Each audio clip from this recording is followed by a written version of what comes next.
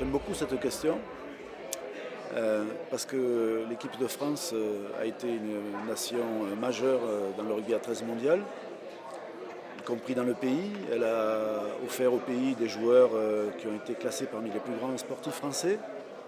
Et la Fédération française de rugby à 13 a le projet de bâtir une nouvelle dimension, d'être sur un nouveau lancement, retrouver un peu la célébrité, les lustres passés. Et donc, et en particulier à travers l'équipe féminine. Donc pour moi, c'est le rugby à 13, il y a un ADN à retrouver, il y a une histoire à écrire. Et nous sommes persuadés que les femmes en France, les jeunes filles au collège, à l'université, peuvent retrouver par le rugby à 13 moyen de s'exprimer de la manière la plus subtile quelquefois, la plus athlétique et la plus voluptueuse aussi. Et en même temps, ça donnerait une sacrée identité à notre rugby à 13. Voilà. Donc c'est peut-être un projet un peu artistique sur le côté, mais qui dans le fond respecte énormément le rugby à 13. Et pour moi, je trouve qu'être entraîneur d'équipe féminine, c'est un honneur.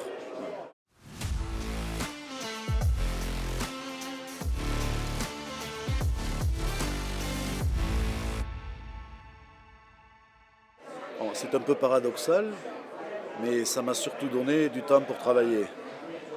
En France, comme ici en Angleterre, nous avons subi beaucoup de problèmes à cause du Covid, de la période Covid. Et comme nos joueuses ne sont pas professionnelles, pas issues de clubs professionnels dans un système amateur, la compétition s'est arrêtée pendant 2 ans. Donc l'année dernière, à la même époque, nous devions jouer la Coupe du Monde. Nous avons joué juste l'Angleterre en match, en test match. On s'est rendu compte qu'il était très difficile pour nous de supporter la confrontation. Et cette année supplémentaire nous a permis de travailler. On a beaucoup investi dans des stages. Nous avons revu beaucoup de joueuses. Et au final, pour notre pays, c'est peut-être un bien d'avoir pu décaler cette Coupe du Monde pour retrouver un peu ce qui correspondait le plus à notre niveau réel. Nous savons d'où nous partons, nous savons qui nous sommes. Nous ne serons pas, je pense, dans la tête de poule, c'est certain. Mais en même temps, nous avons à défendre ce que je vous disais précédemment, une certaine qualité de jeu, une volonté d'avancer marche par marche. Et je pense que cette Coupe du Monde nous donne l'opportunité de peut-être progresser et arriver en 2025 en France avec de nouvelles ambitions.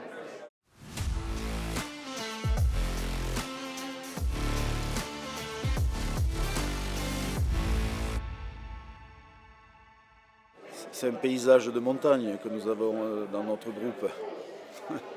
Nous sommes une petite butte, une colline. Chacune en plus, l'Australie qui est pour nous la nation qui nous nourrit dans sa qualité de jeu, dans son organisation, dans ce système professionnel de la NRL. C'est des filles qui deviennent professionnelles, certaines le sont. C'est une nation qui, moi, vieux joueur, ex-joueur, m'a toujours sublimé, m'a toujours donné des objectifs.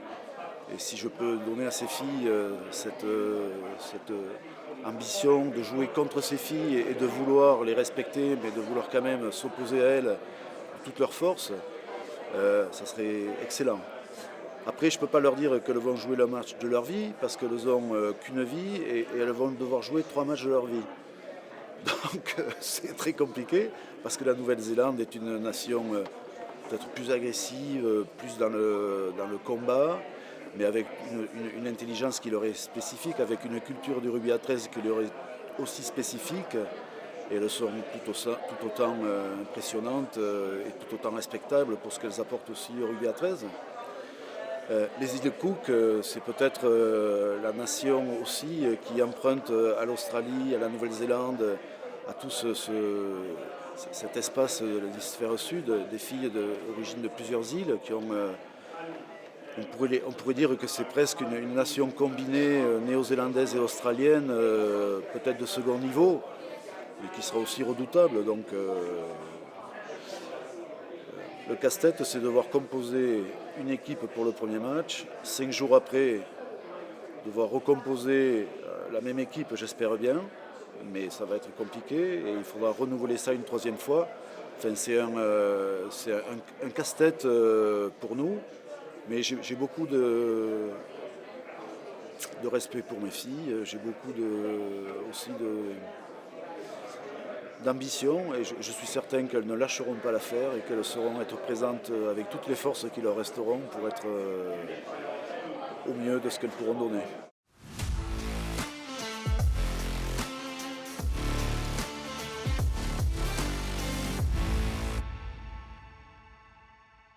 Vous ne me prendrez pas à citer une joueur en particulier. La philosophie que j'ai présentée à mes joueuses, c'est de leur dire qu'à titre individuel, elles avaient gagné la partie en étant sélectionnées pour la Coupe du Monde. Maintenant, elles passent dans une dimension de partage d'elles-mêmes, où elles vont devoir aller chercher chez les autres ce qu'elles n'ont pas et donner à l'autre aussi ce dont elle a besoin. Donc il n'y a qu'un mot, c'est le collectif, c'est le groupe. Et je ne mettrai pas en avant une joueuse plus qu'une autre, parce que jouer seule contre l'Australie, ça sera bien sûr pas possible, c'est idiot, mais une équipe peut trouver des ressources ensemble. Et c'est vraiment together qu'elles pourront vraiment se sublimer et trouver les ressources nécessaires pour affronter ces grosses nations. Je suis désolé.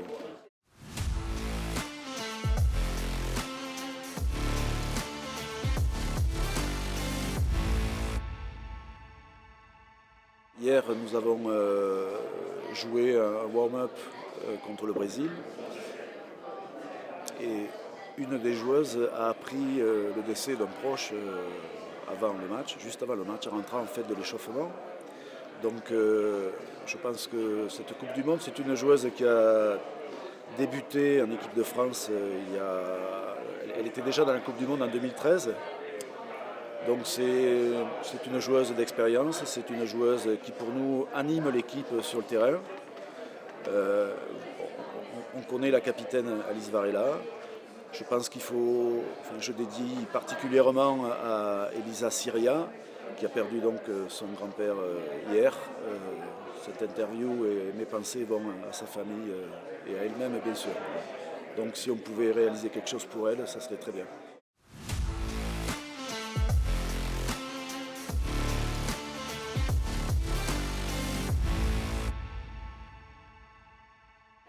Ce qui me motive, c'est d'avoir d'abord un projet politique qui soutient ma fonction.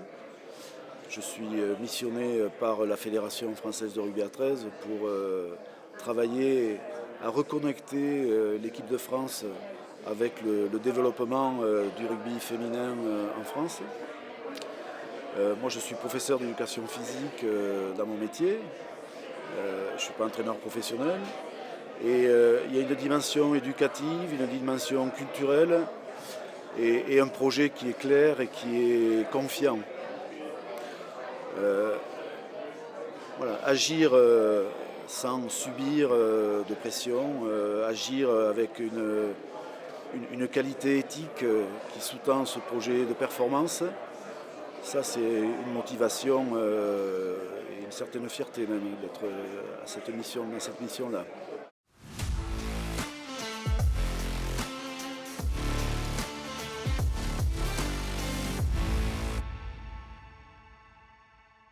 Aujourd'hui, on ne peut pas dissocier le développement de la relation aux médias. Cette Coupe du Monde est ici en Angleterre et dans le monde couverte de belle manière, ça j'en suis persuadé, mais aussi en France. Nous allons pour la première fois retransmettre tous les matchs de l'équipe de France féminine sur des chaînes peut-être payantes, mais aussi sur des chaînes qui sont ouvertes à tous. Les radios se sont intéressées aussi, ce qui veut dire que l'ambition dont je vous parlais précédemment, elle est soutenue par ces médias. Et nous avons vraiment une contrainte, c'est vraiment d'aller dans un chemin qui intéresse, d'aller dans une voie qui va motiver des enseignants, comme je l'ai été plus jeune, mais même maintenant, même si je suis avec des plus grands, mais à l'université. Mais voilà, dans les écoles pour les petits, voilà, la télé est un outil de développement.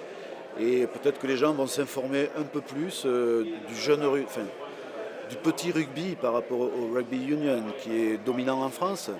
Et je suis persuadé que le rugby league va, grâce à cette couverture médiatique, peut-être attirer le regard de beaucoup de monde et donner un nouveau souffle à notre développement.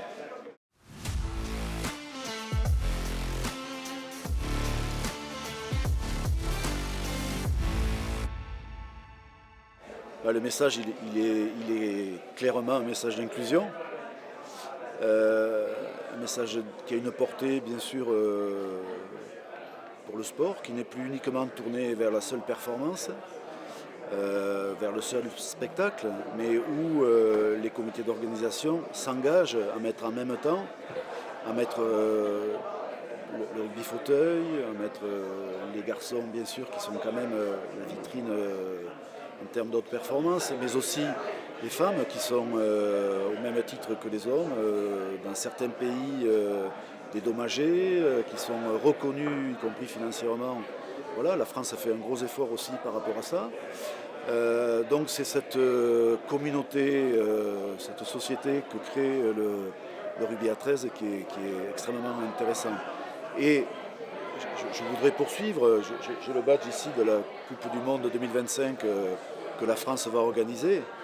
La France va chercher à apporter une quatrième dimension, puisque c'est même les U19, les jeunes âgés de 19 ans, qui vont être aussi dans une compétition mondiale en 2025.